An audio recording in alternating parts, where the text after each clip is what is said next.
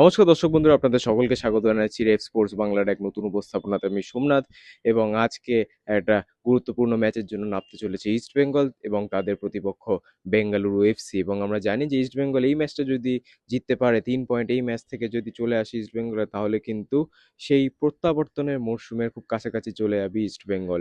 এবং অবশ্যই আজকের ম্যাচটা কিন্তু গুরুত্বপূর্ণ, এবং এই গুরুত্বপূর্ণ ম্যাচে ইস্ট বেঙ্গলের লাইন আপ এবং বেঙ্গালুরু এফসির লাইন আপ কীরকম হতে পারে সেইটা নিয়ে একটা আন্দাজ দেবো আপনাদেরকে এই ভিডিওতে। অবশ্যই একটা ছোট ভিডিও হবে, প্রিসাইজ ভিডিও হবে, যেখানে অবশ্যই আমরা শুধু লাইন আপ নিয়েই কথা বলবো এবং কোন কোন প্লেয়াররা এফেক্টিভ হতে পারে তাদের নিয়ে কথা বলবো।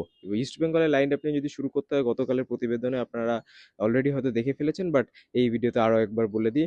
ইস্ট বেঙ্গল লাইন আপের যদি আসি, তাহলে কিন্তু আহ, গোলে প্রাপসুকান সিং গিল, তিন ডিফেন্সে কিন্তু ইস্ট বেঙ্গল খেলতে চলেছে। আনোয়ার আলী, জিকসন সিং এবং Kevin Sibille. Left center back Anwar Ali, মাঝখানে জিকসন সিং এবং right center back Kevin Sibille. মিডফিল্ডে যদি আসি, তাহলে সেখানে কিন্তু একটা পাঁচ মিডফিল্ড 5 প্লেয়ার মিডফিল্ড আমরা দেখতে পাই, যেটা যেরকম আমরা একটা 3-5-2 সিস্টেমে দেখতে পারি। মিগেল ফেরেরা, সাউল ক্রেসপো এবং সৌভিক চক্রবর্তী সেই মাঝ মাঠটা তারা জমাট রাখবে। এবং যদি পাশাপাশি দুটো উইং ব্যাকের কথা বলি, একদম রাইট ব্যাক না বা সাইড ব্যাক না, উইং ব্যাকদের কথা বলি, তার লেফট উইং ব্যাকে কিন্তু এখানে আমরা দেখতে পারি পিভি বিষ্ণুকে, যার একটাই কাজ থাকবে পুরো 90 মিনিট বা যতটাই তিনি খেলেন, 65 মিনিট 70 মিনিট, পুরো আপ অ্যান্ড ডাউন করতে হবে।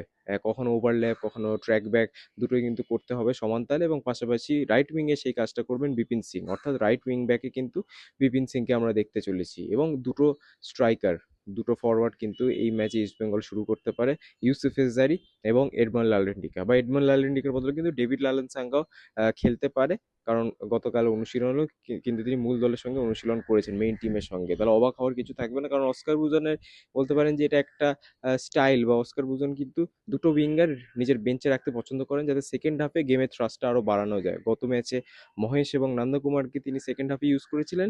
এই ম্যাচে শুধু নন্দকুমার শেখর আছেন, কারণ জানেন মহেশের একটা ইঞ্জুরিতে তিনি সিজন আউট হয়ে গেছেন। শুধু নন্দকুমার শেখর থাকাতে কিন্তু আমরা দেখতে পারি হয়তো কোচ এডমন্ডকে সেকেন্ড হাফেও ইউজ করতে পারে। বাট স্টিল যা ফর্মে এখন এডমন্ড আছে, আমার মনে হয় যে বেঞ্চ করার খুব একটা হয়তো ঝুঁকি নেবে না। বাট এই পজিশনটা ছাড়া বাকি প্রত্যেকটা পজিশন সেম থাকতে পারে।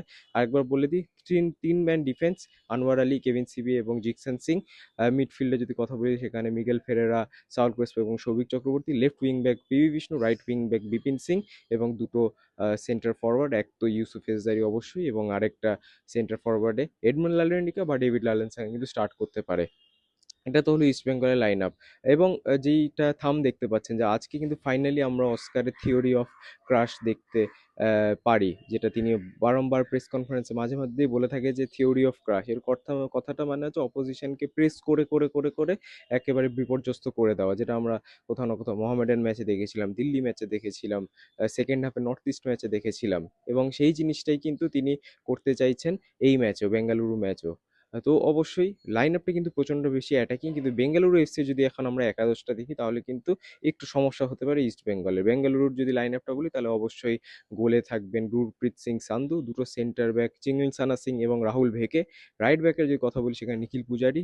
Left back Naorem Roshan Singh. মিডফিল্ডে যদি কথা বলি, তিন midfield, Brian Sanchez attacking midfielder, এবং দুটো পিভটে কিন্তু খেলবেন সিরোজউদ্দিন খুজিয়েভ, উজবেক এই মিডফিল্ডার, এবং পাশাপাশি সুরেশ সিং ওয়াংজাম। লেফট উইংয়ের যদি কথা বলি, সেখানে আশিক কুরুনিয়ান, খুব ভালো ফর্মে আছেন তিনি রিসেন্টলি। রাইট উইংয়ের যদি কথা বলি, সেখানে অবশ্যই ভারতীয় প্লেয়ার রায়ান উইলিয়ামস, এবং স্ট্রাইকারে কিন্তু সুনীল ছেত্রী। এরকম একটা ফরমেশন হতে পারে বেঙ্গালুরু। এবং অবশ্যই ইস্ট বেঙ্গল যেহেতু থ্রি ডিফেন্সে আছে, এটা একটা মূল কারণ হচ্ছে যে বেঙ্গালুরুর যে স্ট্রাইকার সুনীল ছেত্রী থাকা সত্ত্বেও কিন্তু সেরকম থ্রেট যেটা, সেটা কিন্তু খুব একটা দেখা যাচ্ছে না এই বেঙ্গালুরুর স্ট্রাইকিং লাইন আপে বা স্ট্রাইকার পজিশনে। এবং এটা কিন্তু বেঙ্গালুর কোথাও না কোথাও এই সিজন সেভাবে গোল করতে পারেনি এই পজিশনটা থেকে পার্টিকুলারলি। ম্যাক্সিমাম গোল আপনারা দেখবেন আশিক কুরনিয়ান করেছেন, রায়ান উইলিয়ামস করেছেন। এখান থেকে কিন্তু পরিষ্কার যে সেই স্ট্রাইকিং পজিশনে খুব একটা কিন্তু এবার পোক্ত নয় বেঙ্গালুরু, এবং সেই জন্য এই রিস্কটা নিতে চাইছেন। এবং পাশাপাশি যেরকম বেঙ্গালুরু ব্যাকফোরটা বললাম, পুরো ইন্ডিয়ান ব্যাকফোর কিন্তু, এবং এইটার উপরেই কিন্তু জোর দিতে চাইছেন অস্কার ব্রুজন, মানে আপ ফ্রন্ট বেশি প্লেয়ার খেলি যাতে কন্টিনিউয়াসলি প্রেস করা যায়, এবং বেশি প্রেস করলে অবশ্যই গ্যাপস কিন্তু ইস্টবেঙ্গল পাবে, এখন সেখান থেকে বিগ চান্সেসও ক্রিয়েট হবে। তো সেখান থেকে ইস্টবেঙ্গলে কিন্তু অনেকটা সুযোগ হয়ে যায় গোল করার। এবং পাশাপাশি বেঙ্গালুরু এফসি যদি ডিফেন্সিভ মিডটা বলতে হয়, সেখানে সুরেশ সিং ওয়াংজেম এবং সিরাজউদ্দিন খুজিয়েভ যে উজবেক মিডফিল্ডার, তিনি কিন্তু খুব একটা ভালো ফর্মে নেই। তার রিসেন্ট কিছু ম্যাচেস দেখাতে গিয়েছে তিনি কিন্তু বল লুজ করছেন মিডফিল্ডে, এবং যেহেতু বিদেশি তাদের কম আছে, সেই বাধ্য হয়ে খেলাতে হচ্ছে তাকে, বাট স্টিল অতটা কিন্তু পোক্ত না। অর্থাৎ এই যে ডিফেন্সিভ মিড এবং তাদের ব্যাকলাইন, বেঙ্গালুরু ব্যাকলাইন, এই ছটা প্লেয়ারকে কিন্তু প্রেস করতে হবে ইস্ট বেঙ্গলকে। এবং এখানে কিন্তু আমরা দেখতে পারি অস্কার ব্রুজনের থিওরি অফ ক্রাশ, যদি মিনিট আফটার মিনিট আমরা যদি দেখি যে ইস্ট বেঙ্গল প্রেস করছে, তাহলেই কিন্তু গ্যাপস খুলবে এবং সেখানে কিন্তু বেঙ্গালুরুর একটা বিপর্যস্ত হওয়ার সম্ভাবনা আছে। কিন্তু অবশ্যই যেরকম সুবিধাও আছে অসুবিধাও আছে, যেরকম থ্রি ব্যাক ইস্ট বেঙ্গল খেলছে, বেঙ্গালুরুর দুটো উইং আর্গুয়েবলি এই আইএসএল এ হয়তো, মানে এত সুন্দরভাবে দুটো উইং কাজ করছে, এটা কিন্তু আমরা অন্য টিমের ক্ষেত্রে দেখতে পারি না। কখনো একটা টিমে লেফট উইং কাজ করছে তো রাইট উইং কাজ করছে না, এরকম আমরা দেখতে পারি। বাট সমান তালে কিন্তু বেঙ্গালুরুর এই টিম দুটো উইং কাজ করছে, লেফট উইংয়ে আশিক কুরুনিয়ান, রাইট উইংয়ে রায়ান উইলিয়ামস, তারাই কিন্তু একমাত্র থ্রেট হতে পারে, কারণ ইস্ট বেঙ্গল এমনিতেই একটা থ্রি ডিফেন্স নিয়ে খেলছেন। যদিও আনোয়ার আলী অনেকটা জায়গা নিয়ে খেলেন, কেভিন সিবিও অনেকটা জায়গা নিয়ে খেলেন যদি তিনি ফর্মে থাকেন। তো দেখা যায় আজকে কিন্তু একটা ইন্টারেস্টিং ম্যাচ হতে পারে, এবং আজকে কিন্তু একটা আমরা ইন্টারেস্টিং ব্র্যান্ড অফ ফুটবল দেখতে পারি ফ্রম ইস্ট বেঙ্গল। দেখা যাক কি হয়, বাট এটা ছিল আজকের একটা ভিডিও। স্টার্টিং ইলেভেন নিয়ে দুটো টিমের কেমন লাগলো আপনাদের অবশ্যই জানাতে ভুলবেন না কমেন্টসে, এবং দেখা হচ্ছে আপনাদের সাথে ম্যাচের আগে হার্ট ট্যাকের লাইভ শোতে, এবং ম্যাচের পরে অবশ্যই পোস্ট ম্যাচ লাইভ শোতে। সেই হার্ট ট্যাকের লাইভে অবশ্যই জুড়তে ভুলবেন না, এবং সম্ভবত এই যে পরবর্তী ভিডিওটা হবে সেটা একটা লাইভই হবে, যেখানে আমরা গুয়াহাটি থেকে ইস্ট বেঙ্গল ভার্সেস বেঙ্গালুরু ম্যাচের প্রি ম্যাচ শোটা করব।